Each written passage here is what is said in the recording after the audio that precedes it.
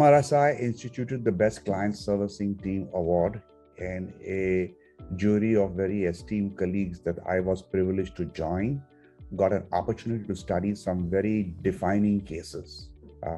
They were cases across a wide spectrum of situations and demonstrated that the research companies are really pushing themselves hard to fulfill customer demands.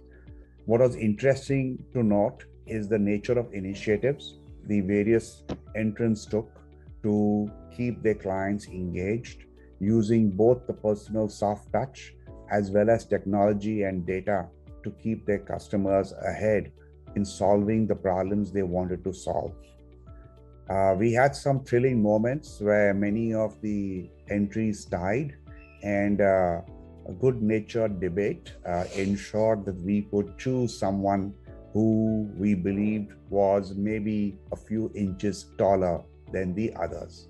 All in all, I think this gives the industry great support in establishing their frontiers of managing, enhancing, and fulfilling customer expectations. It's a great award to have. I am personally very privileged to have been able to join this jury and to be able to make my own small contribution for MRSI. I wish everybody a great 2022. Stay safe and stay healthy. Thank you. This is Sunil Lola. Yes, it was a very big honor for me personally to be able to judge the Golden Key Awards.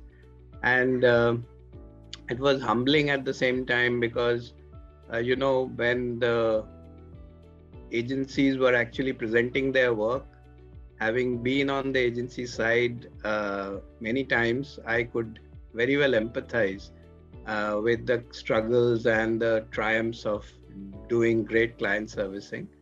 And what stood out for me was that it reinforced the belief that I had that there are certain fundamental principles which are very simple, but at the same time very difficult to follow, which if you are able to execute in a way that is consistent and successful over time, then you are by definition great client servicing team or client servicing agency. And these could be summarized as, let's say, the value that you place on your integrity, how ready you are to be honest, open, and accommodating of other viewpoints, how much emphasis you place on the quality of the work, how innovative you are, how able you are to incorporate new practices and move with the times. And finally, how much do you invest in people?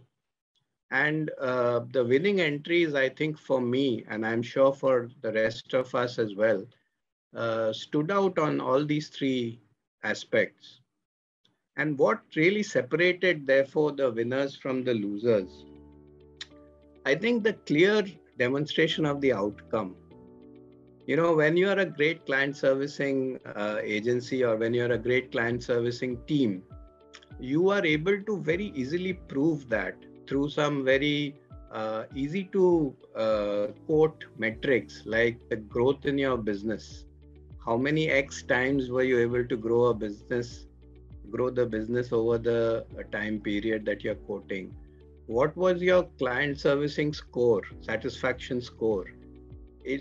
In the case of the winners, these were like self-explanatory, needed no further explanation.